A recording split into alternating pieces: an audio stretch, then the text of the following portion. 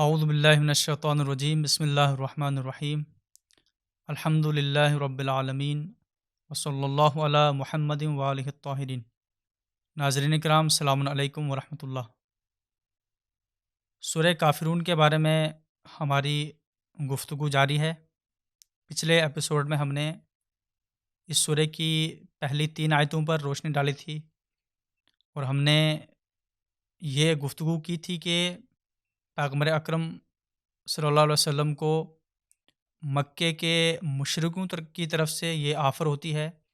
کہ آپ ہمارے خداؤں کی پرستش کیجیے، ہم آپ کے خدا کی عبادت کریں گے، اور اس طرح سے مل جل کر ایک دوسرے کے خداؤں کو مانتے ہوئے، ایک دوسرے کے خداؤں کو پرستش کرتے ہوئے ایک ساتھ ہم آگے بڑھیں گے۔ لیکن خدا نے اپنے پیغمبر کو یہ وحی کی کہ یہ نہیں ہو سکتا، چونکہ یہ دونوں صورتیں شرک ہیں، اور شرک ایک ایسا گناہ ہے کہ جو خدا کو ہرگز پسند نہیں ہے، برداشت نہیں ہے، بلکہ یہ ایک ناقابل معافی جرم ہے خدا کی نگاہ میں۔ آج ہم اگلی 3 آیتوں پر گفتگو کریں گے اور دیکھیں گے کہ ان 3 آیتوں میں مزید کیا پیغام دیا گیا ہے، اور پیغمبر کے ذریعے سے مشرکین مکہ سے کیا کہا جا رہا ہے۔ 4 اور 5ویں آیت میں ارشاد ہوتا ہے، بسم اللہ الرحمن الرحیم، وَلَا أَنَا عَابِدٌ مَا عَبَدتُّمْ وَلَا أَنْتُمْ عَابِدُونَ مَا أَعْبُدُ، اور نہ میں عبادت کرنے والا ہوں ان کی کہ جن کی تم عبادت کرتے ہو، اور نہ ہی تم عبادت کرنے والے ہو ان کی جس کی میں عبادت کرتا ہوں۔ یہاں پر ہم دیکھ سکتے ہیں کہ بظاہر ایسا لگتا ہے کہ یہ 2 آیتیں بالکل اس سے پہلے والی 2 آیتوں کی، یعنی دوسری اور تیسری آیت سے ملتی جلتی ہیں، گویا ایک ہی بات یہاں پر دہرائی گئی ہے ان دونوں آیتوں میں، چونکہ اس سے پہلے کی 2 آیتوں میں بھی یہی کہا گیا تھا کہ نہ ہی میں عبادت کروں گا تمہارے خداؤں کی، اور نہ ہی تم عبادت کرنے والے ہو میرے خدا کی۔ یہاں پر بھی دوسرے الفاظ میں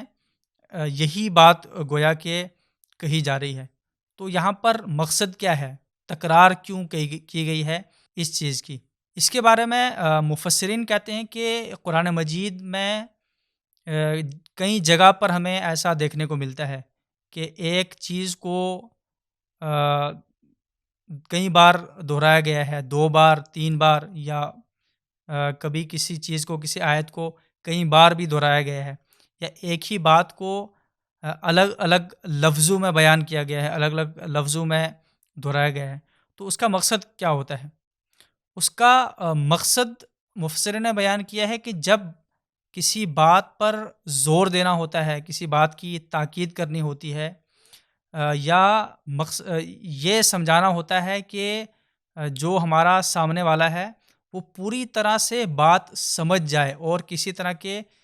کسی شک کی، کسی سوال کی گنجائش نہ رہ جائے، تو ہم اس بات پر زور دینے کے لیے، اس بات کو سمجھانے کے لیے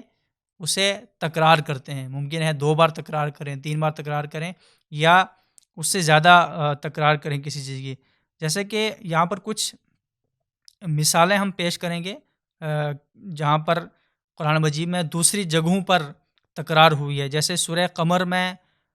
وَلَقَدْ يَسَّرْنَا الْقُرْآنَ لِلذِّكْرِ فَهَلْ مِن مُدَّكِرٍ، اس کی تکرار ہوئی ہے۔ اسی طرح سورہ مرسلات میں وَيْلٌ يَوْمَئِذٍ لِّلْمُكَذِّبِينَ، اس آیت کی تکرار ہوئی ہے۔ یا سورہ رحمان میں آپ دیکھیں گے کہ کئی بار، تقریباً 30 سے زیادہ بار فَبِأَيِّ آلَاءِ رَبِّكُمَا تُكَذِّبَانِ، اس آیت کی، ان جملوں کی تکرار ہوئی ہے۔ تو اس تکرار کا مطلب یہی ہے کہ اس بات کے اوپر، جو اس پیغام کے اوپر، جو پیغام ہم ان آیتوں میں، اس جملے میں دینا چاہتے ہیں، اس کے اوپر ہم اتنی تاکید کے ساتھ، اتنی صفائی کے ساتھ گویا ہم اپنا پیغام بیان کر رہے ہیں کہ سامنے والے کو کوئی شک نہ رہے، اور اس تک جو ہے پوری بات پہنچ جائے۔ تو یہاں پر اس کی جو تکرار کی گئی ہے اس سورے میں، کہ نہ میں عبادت کرنے والا ہوں تمہارے خداؤں کی اور نہ ہی تم عبادت کرنے والے ہو میرے خدا کی۔ گویا پیغمبر یہ کہنا چاہ رہے ہیں مشرکان مکہ سے کہ تم پوری طرح سے جان لو تم جو چاہتے ہو وہ ہرگز ہرگز نہیں ہو سکتا، تاکہ مشرکین مکہ پوری طرح سے مایوس ہو جائیں پیغمبر اکرم کی طرف سے۔ اور یہاں پر یہ تاکید بتا رہی ہے کہ وہ مایوس کرنا چاہتے ہیں مشرکین مکہ کو، ان کی اس آفر کو لے کر اور ان کے اس ارادے کو لے کر جو وہ ارادہ لے کر آئے ہیں۔ لیکن ارادہ کیا ہے مکے کے مشرکوں کا؟ مقصد کیا ہے؟ وہ کیا واقعاً ایمان لانے والے ہیں؟ کیا واقعاً خدا کی عبادت کرنا چاہتے ہیں؟ کیا خدا کے بندے بننا چاہتے ہیں؟ کیا واقعاً خدا کی پرستش کرنا چاہتے ہیں؟ قرآن مجید کہہ رہا ہے کہ نہیں، تم ایسا کرنے والے نہیں ہو، تم اس ارادے کے ساتھ نہیں آئے ہو۔ تو پھر کیا ارادہ ہے، کیا مقصد ہے مکے کے مشرکوں کا کہ اس طرح سے وہ یہ آفر لے کے آئے ہیں؟ شہید آیت اللہ مرتضیٰ مطہری نے اسی سورہ کافرون کی تفسیر میں اسے بیان کیا ہے۔ وہ فرماتے ہیں کہ جب پیغمبر اکرم صلی اللہ علیہ وسلم نے اعلان نبوت کیا ہے اور اس کے بعد سب سے پہلے مولا کائنات حضرت علی علیہ السلام اور حضرت ختیجہ سلام اللہ علیہ آپ پر ایمان لاتے ہیں، اس کے بعد دھیرے دھیرے لوگ آپ کی طرف آنا شروع ہوتے ہیں، ایک ایک کر کے لوگ مسلمان ہونا شروع ہوتے ہیں۔ تو اس وقت مکے کے قریش کے جو بزرگ ہیں، جو وہاں پر ہر چیز کے اوپر نظر رکھتے ہیں، وہ اسے اپنے لیے خطرہ نہیں سمجھتے۔ لیکن جب ان کی تعداد بڑھنے لگتی ہے اور خاص کر خود جو قریش کی اہم شخصیتیں ہیں ان کے خاندان اور ان کے گھروں سے لوگ مسلمان ہونا شروع ہوتے ہیں، کسی کا بیٹا مسلمان ہو رہا ہے، کسی کا بھائی اسلام کی طرف جا رہا ہے، کسی کا غلام پیغمبر اکرم کی طرف متوجہ ہوتا ہے اور ان مسلمان ہو جاتا ہے، یا کسی قبیلے کا سردار کوئی اہم شخصیت مکے کی پیغمبر سے متاثر ہو کر، ان کے پیغام سے متاثر ہو کر مسلمان ہوتی ہے، تو اب ان کے اندر ایک طرح کی ہلچل مچ جاتی ہے، ایک طرح کی گھبراہٹ انہیں محسوس ہوتی ہے، ایک خطرہ محسوس ہوتا ہے، اور اب وہ پیغمبر کو روکنے کی کوشش کرتے ہیں کہ پیغمبر کا پیغام، پیغمبر کا یہ مشن یہیں پر رک جائے، آگے نہ پڑھنے پائے، کہیں ایسا نہ ہو کہ ایک دن پورا کا پورا مکہ مسلمان ہو جائے اور جو ہمارا اقتدار ہے، ہمارا جو نظام ہے، ہماری جو سرداری ہے وہ ختم ہو جائے۔ لہٰذا وہ مختلف مرحلوں میں پیغمبر کو روکنے کی اور ان کو ان کے مشن سے پیچھے ہٹانے کی کوشش کرتے ہیں۔ پہلی جو کوشش ان کی ہوتی ہے وہ پیغمبر کو لالچ دیتے ہیں، جناب ابو طالب کے ذریعے سے پیغام بھیجتے ہیں کہ آپ اپنے بھتیجے سے کہیے کہ وہ خدا کی بات نہ کرے، اپنا جو مشن لے کے آیا ہے اسے روک دے، وہ جو بھی چاہتا ہے ہم اسے دیں گے، ہم اسے مال و دولت دیں گے، مکے کی کسی خوبصورت اور کسی بڑے خاندان کی لڑکی کے ساتھ اس کی شادی کروائیں گے، اگر وہ مکے کا سردار بننا چاہتا ہے تو ہم اس کے لیے بھی تیار ہیں، ہم اسے مکے کا سردار بنائیں گے۔ پیغمبر اکرم کے پاس حضرت ابو طالب آتے ہیں یہ پیغام لے کر، تو آپ جواب دیتے ہیں کہ اگر مکے کے مشرک میرے ایک ہاتھ میں سورج لا کر رکھ دیں، دوسرے ہاتھ میں چاند لا کر رکھ دیں، تب بھی میں اپنے مشن سے پیچھے نہیں ہٹوں گا۔ یہاں پر جب انہیں مایوسی ہوتی ہے تو وہ اگلے مرحلے میں اگلا سٹیپ اٹھاتے ہیں۔ اگلا سٹیپ یہی ہے جو قرآن یہاں پر بیان کر رہا ہے، یعنی وہ ایک طرح سے ساز باز کی کوشش کرتے ہیں، مصالحت کی کوشش کرتے ہیں پیغمبر کے ساتھ کہ چلے کوئی بات نہیں ہے، ہم آپ کے خداؤں پر ایمان لے آئیں گے، آپ ہمارے خداؤں پر ایمان لے کے آئیے، ہم مل کر آگے بڑھتے ہیں۔ لیکن یہاں پر بھی انہیں مایوسی ہوتی ہے، یہاں پر بھی انہیں شکست ہوتی ہے۔ اس کے بعد تیسرا مرحلہ وہ یہ اپناتے ہیں کہ پیغمبر اکرم اور مسلمانوں کا فائنینشل اور سوشل بائیکاٹ کرتے ہیں، جیسا کہ معروف ہے شیب ابو طالب میں سب کو گھیر دیا جاتا ہے، نہ کھانا، نہ پانی، نہ کوئی تعلقات، ہر طرح کے رشتہ اور ناطہ ان سے توڑ دیا جاتا ہے، پابندی ہے پوری طرح سے مکے والوں کی طرف سے۔ یہ تیسرا قدم ہوتا ہے، لیکن یہاں پر بھی مسلمانوں کے پائے سے بات میں کوئی لغزش نہیں آتی ہے اور وہ جمے رہتے ہیں۔ پھر چوتھا مرحلہ یہ ہوتا ہے کہ وہ پیغمبر کی قتل کی سازش کرتے ہیں، جس کے وجہ سے پیغمبر کو ہجرت کرنا پڑتی ہے۔ لہٰذا یہاں پر مقصد جو اس میں بھی مشرکین مکہ کا ہے، وہ یہ نہیں ہے کہ وہ خدا پر ایمان لانا چاہتے ہیں یا خدا کی بندگی کرنا چاہتے ہیں، رسول پر ایمان لانا چاہتے ہیں، نہیں، بلکہ ان کا مقصد یہ ہے کہ وہ رسول کو ان کے مشن سے روک دیں، ان کا پیغام آگے نہ بڑھنے پائے، لیکن وہ کامیاب نہیں ہوتے ہیں اس میں۔ جیسا کہ تاریخ بتاتی ہے کہ اس کے بعد جب رسول کی ہجرت ہوتی ہے تو مکے میں جا کر نہ صرف یہ کہ آپ کا پیغام پھیلتا ہے، بلکہ آپ باقاعدہ حکومت بناتے ہیں۔ آخری آیت جو اس سورہ کی ہے وہ تقریباً اسی کا نچوڑ اور اسی کا خلاصہ ہے، جس میں ارشاد ہوتا ہے لکم دینکم ولی دین، کہ تمہارے لیے تمہارا دین اور میرے لیے میرا دین ہے۔ اس کا کیا مطلب ہے؟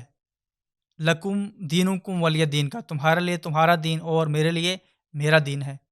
اس کا بعض لوگ یہ مطلب سمجھتے ہیں یا بعض لوگ اس طرح سے تفسیر کرنے کی کوشش کرتے ہیں کہ گویا یہ کہنا چاہ رہے ہیں قرآن کے نہ مجھے تم سے کوئی مطلب ہے اور نہ ہی تم مجھ سے کوئی مطلب رکھو، بلکہ ہم ایک دوسرے سے ہمیشہ دور رہیں گے، ایک دوسرے سے کوئی رابطہ ہمیں نہیں رہے گا، ایک دوسرے سے کوئی مطلب نہیں رہے گا، تم اپنی زندگی جیو، ہم اپنی زندگی جیتے ہیں۔ یہ غلط تفسیر ہے اس آیت کی۔ یہاں پر اس آیت میں یہ نہیں کہا جا رہا ہے، بلکہ پیغمبر اس آفر کے ضمن میں، اس آفر کی روشنی میں جو مشرکین مکہ کی طرف سے تھی، یہ کہنا چاہ رہے ہیں کہ جو راستہ میں نے اپنایا ہے اس پر تم چلنے کے لیے تیار نہیں ہو، اور جب تک تمہارا وہ ارادہ ہے تم اس راستے پر نہیں چل سکتے، اور جس راستے پر تم چل رہے ہو اس راستے پر میں نہیں چلتا، اس لیے کہ میرا راستہ تمہارے راستے سے بالکل الگ ہے، ہمارا راستہ الگ ہے، ہمارا عقیدہ الگ ہے، ہماری آئیڈیالوجی الگ الگ ہے۔ اس کا مطلب یہ نہیں کہ ہمیں ایک دوسرے سے مطلب نہیں ہے، نہیں، بلکہ اسلام ایک ایسا مذہب ہے، اسلام ایک ایسا دین ہے کہ جس کو پوری انسانیت سے مطلب ہے، جو تمام انسانوں کے لیے آیا ہے۔ کیوں؟ اس لیے کہ یہ دین، یہ آئین اور بالخصوص یہ کلام اس خدا کی طرف سے آیا ہے کہ جس نے پوری کائنات کو خلق کیا ہے، کہ جس نے تمام انسان کو خلق کیا ہے، جو سب کا مالک ہے، جو سب کا رب ہے۔ لہٰذا نہیں ہو سکتا کہ خدا کو اپنے بندوں سے کوئی مطلب نہ ہو، خدا کے دین کو ان بندوں سے کوئی مطلب نہ ہو۔ اسی طرح سے یہ نہیں ہو سکتا کہ انسانوں کو اسلام سے کوئی مطلب نہ ہو، انسانوں کو خدا کے دین سے کوئی مطلب نہ ہو، انسانوں کو خدا کے پیغام سے کوئی مطلب نہ ہو۔ ہاں، اس میں کوئی شک نہیں ہے کہ ہر شخص دین کے معاملے میں، دین کے انتخاب کے معاملے میں آزاد ہے، مختار ہے۔ پروردگار نے یہ اختیار اور آزادی انسان کو دی ہے کہ وہ اپنے چوائس سے، اپنے اختیار سے وہ دین کا انتخاب کرے، لیکن دوسری طرف اس اختیار کا یہ مطلب نہیں ہے کہ انسان اس سے بھاگ جائے، نہیں، بلکہ وہ اسلام کے پیغام کو سنے، حق کے تلاش میں جہاں پر وہ آگے بڑھ رہا ہے وہاں پر اسلام کا پیغام بھی اسے اپنی طرف بلا رہا ہے، وہ اس کی طرف بھی توجہ دے۔ اور دوسری طرف اسلام بھی یہ چاہتا ہے، خدا بھی یہ چاہتا ہے، رسول یہ چاہتے ہیں کہ ان کا پیغام تمام انسانوں تک پہنچے۔ اب اپنانا یا نہ اپنانا یہ ان کے اپنے اختیار میں ہے، لہٰذا یہاں پر یہ نہیں کہہ سکتے کہ ہمیں ایک دوسرے سے مطلب نہیں ہے اور ہمیں ایک دوسرے کو چھوڑ دینا چاہیے، نہیں، ہمیں ایک دوسرے سے مطلب ہے، لیکن اگر آپ ہماری بات، اسلام کی بات، قرآن کی بات، خدا کی بات نہیں ماننا چاہتے، یہ آپ کی مرضی ہے، آپ نہ مانیے۔ اور دوسری طرف سے آپ بھی ہمیں مجبور نہیں کر سکتے، کوئی انسان کسی دوسرے کو کہ جو اسلام کے راستے پر ہے، خدا کے راستے پر ہے، قرآن کے راستے پر ہے، اسے مجبور نہیں کر سکتا کہ وہ اس راستے کو چھوڑ دے۔ لکم دینکم ولی دین کا یہ مطلب ہے۔ پروردگار سے دعا کرتے ہیں کہ وہ ہمیں اپنے دین کے اوپر قائم و دائم رکھے، اس کی صحیح سمجھ ہمیں عطا فرمائے اور اس پر چلنے کی توفیق عطا فرمائے۔ وصلی اللہ علی محمد وآلہ الطاہرین۔ ہم آپ سے گزارش کرتے ہیں کہ اس چینل کو آپ ضرور سبسکرائب کریں اور اپنے فرینڈز کے ساتھ ان ویڈیوز کو ضرور شیئر کریں۔